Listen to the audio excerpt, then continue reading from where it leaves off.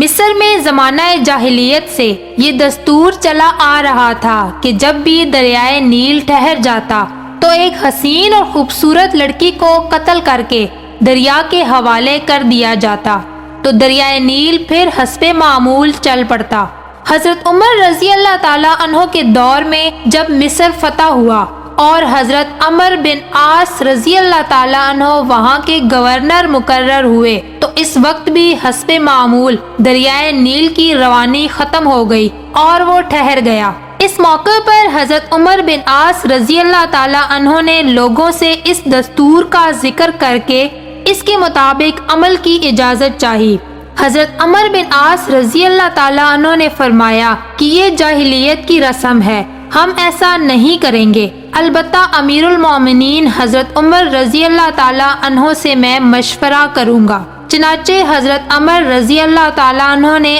امیر المومنین کو خط لکھا اور اس واقعے کی پوری تفصیل بیان کر کے مشورہ چاہا۔ امیر المومنین حضرت عمر رضی اللہ تعالیٰ عنہ نے اس کے جواب میں دریائے نیل کے نام ایک چٹھی روانہ فرمائی اور حضرت عمر رضی اللہ تعالیٰ عنہ کو لکھا کہ وہ چٹھی دریائے نیل میں ڈال دے۔ اس چٹھی کا مضمون یہ تھا: یہ اللہ کے بندے عمر کی طرف سے دریائے نیل کے نام ہے، اگر تو یعنی کہ اے دریائے نیل، اگر تو اپنی طرف سے جاری ہوتا تھا تو مت جاری ہو، اور اگر اللہ واحد و قہار نے تجھ کو جاری کیا تو ہم اسی سے سوال کرتے ہیں کہ وہ تجھ کو جاری کر دے۔ حضرت عمر بن عاص رضی اللہ تعالیٰ عنہ نے یہ چٹھی دریائے نیل میں ڈال دی۔ ڈالنا ہی تھا کہ دریائے نیل خوب تیزی کے ساتھ رواں دواں ہو گیا۔